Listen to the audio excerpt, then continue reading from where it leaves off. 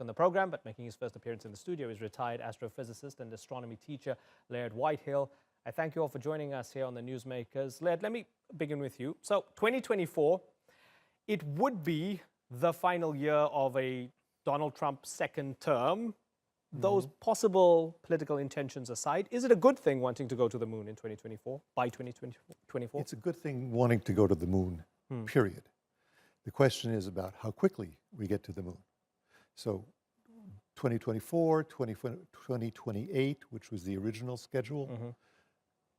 Getting to the moon in 2024, it's political. Right. It's not necessarily a good engineering idea. There's no Soviet Union these days, so political against whom, for what? If the Chinese land a man on the moon before we do, it will be a success for them. I see. Just like landing on the backside of the moon, which they did just most recently. Okay. So it will make a lot of political hay. But if we get there first, that'll be terrific.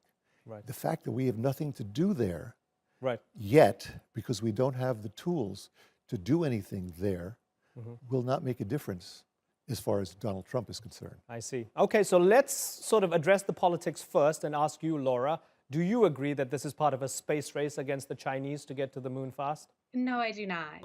So it's not just about going back to the moon to look for moon rocks. This is the actual development of the moon, putting infrastructure in place to do this mining, to do this harvesting of resources, to do this depoting of commodities in space. And so this could not only, speed that up, but dramatically, we believe, reduce the cost. Laird, do you want to come in? Yeah, certainly reducing the cost, which Elon Musk is doing and Jeff Bezos is doing, is necessary for the mining of space. But mining of space, what are you doing? What you're doing is going to the moon to pick up some supplies that you can sell back to the people orbiting the Earth.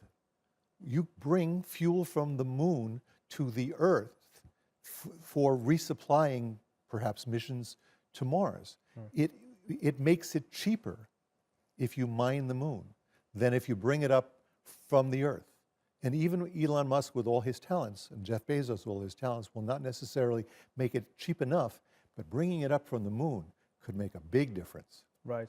Laura, are we living in a renewed phase of excitement when it comes to space exploration? Even to the extent that, I mean, this started a long time ago, but very soon, in a couple of years, the James Webb telescope will go online, the successor to Hubble, we hope, right? Because it could be cut back. Oh, it could be. Well, I'm just saying, because think about it. If they're going to put more money towards a moon mission, they may cut back. Would they siphon from? Nobody said that. That's James just Webb? my idea. Oh, okay. I don't want it to be well, I hope true, not. because as an astronomer, that would be the worst thing ever.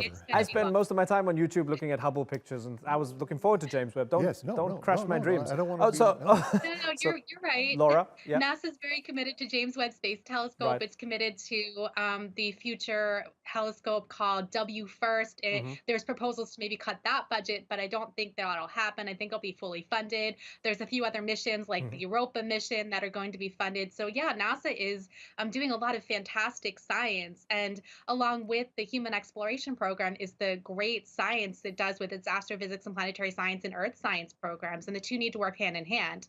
And to your guest's point, yeah, the money needs to come from somewhere.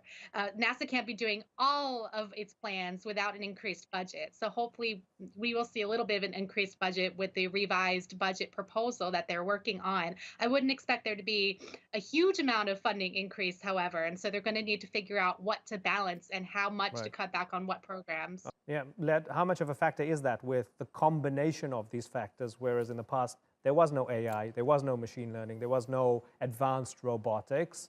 How much help is that?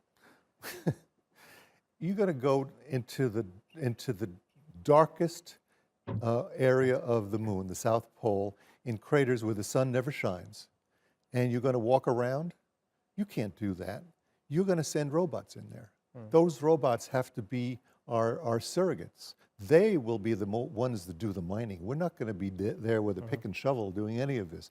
Those robots will be our servants, and we have yet to develop those, but we need to do that in the coming decade. I'm a little bit skeptical that they'll actually accomplish this within 5 years, but I really hope they do. Yeah, I am too. Yeah, I was watching The Martian with my daughters, and They took it for granted that we'd already been to Mars. Yes. So the kids have high expectations. Wrap us up, Laird Whitehill. Final answer. Pence made an announcement that we're going to go to the moon in 5 years. In order to do that, there needs to be increased budgetary allocation for NASA.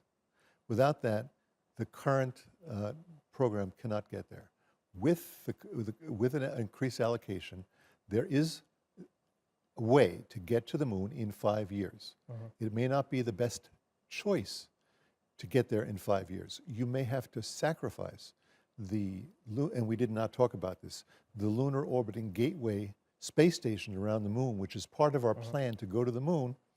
We may have to sacrifice that in order to get there in 5 years. We haven't discussed that today, but it's a really important part of the question. Okay.